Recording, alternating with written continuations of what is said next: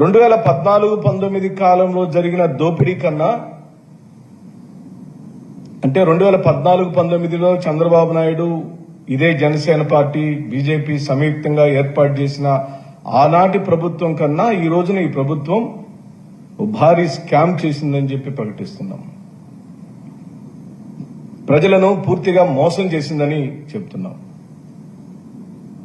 YS Jaganmohan Reddy గారి ప్రభుత్వం తీసుకొచ్చిన ఇసుక విధానం వల్ల సుమారుగా 3,825 కోట్ల రూపాయలు, సంవత్సరానికి సుమారుగా 765 కోట్లు, 5 సంవత్సరాల్లో 3,825 కోట్ల రూపాయల ఆదాయం రాష్ట్ర ప్రభుత్వానికి వచ్చింది.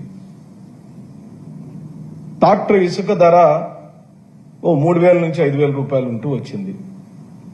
ఈ రోజున అదే ట్రాక్టర్ ఇసుక ధర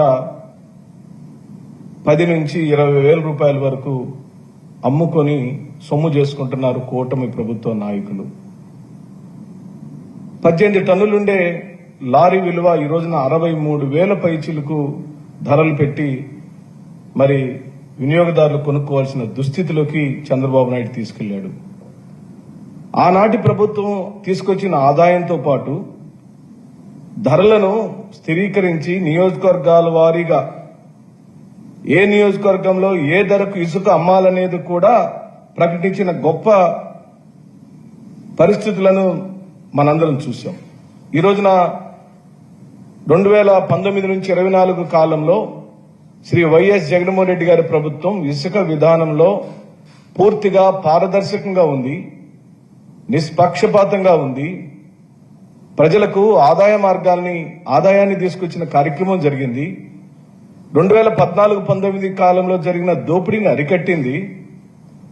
ఏ ఒక్క జేబులోకి డబ్బులు వెళ్లకుండా 350 రూపాయల నుంచి 365 రూపాయల ఆదాయం టన్ను ఇసుక మీద ప్రత్యక్షంగా రీచుల్లోనే ప్రభుత్వానికి వస్తే కేవలం 100 రూపాయలు మాత్రమే ఆ మెయింటెనెన్స్ ఖర్చుల్ని ఛార్జీ చేసుకునే విధంగా రీచుల్లో జరిగితే ఈ రోజున ఆ ఇసుకని పని కట్టుకొని ఎక్కడ కూడా అందుబాటులో లేకుండా చేశారు.